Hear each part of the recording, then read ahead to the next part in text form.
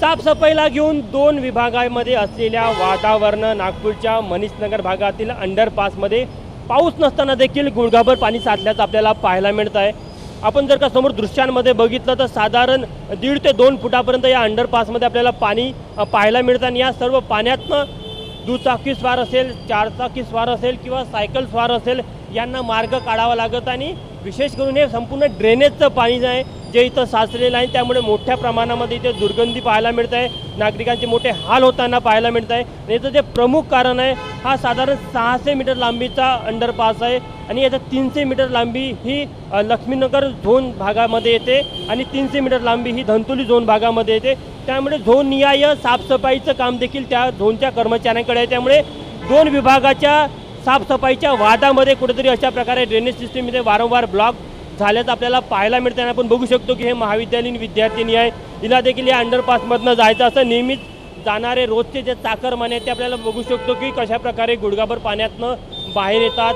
हे शालेय महाविद्यालयाची शाळेची एक स्कूल बस देखील पाहायला मिळते, ते देखील इथनं पाण्यातनं आलेली आहे। त्यामुळे प्रचंड नागरिकांना इथे त्रास होत आहे आणि याचं जे प्रमुख कारण आपल्याला पाहायला मिळत आहे ते मध्ये दोन महानगरपालिकेच्या विभागामधचा साफसफाईला घेऊन असणारा वाद आणि त्यामुळे इथे झालेलं हे ड्रेनेज सिस्टीम पूर्णतः ब्लॉक।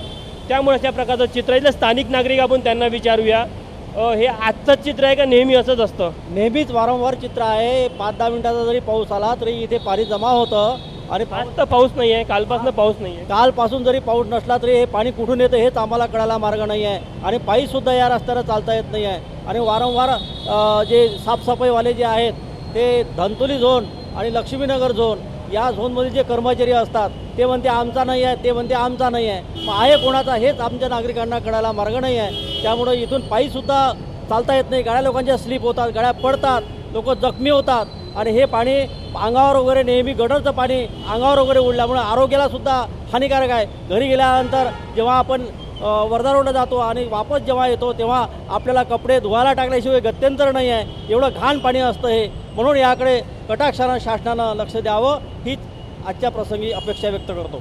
बरं, आपण बघू शकतो की स्थानिक नागरिकांची मागणी आहे। तर प्रमुख कारणमध्ये या वादाचं जे कारण आहे हा जो अंडरपास आहे याच्यावरनं रेल्वेचा ट्रॅक जातो आणि तो रेल्वे ट्रॅक 2 झोनला विभागतो, म्हणजे लक्ष्मीनगर झोन असेल आणि धंतोली झोन असेल आणि त्याच रेल्वे ट्रॅकच्या खालची ही सीमारेषा आहे। त्यामुळे इकडला जो आपल्याला पूर्वेकडला भाग पाहायला मिळतो हा धंतोली झोनमध्ये येतो आणि पश्चिमेकडला भाग आहे हा लक्ष्मीनगर झोनमध्ये येतो।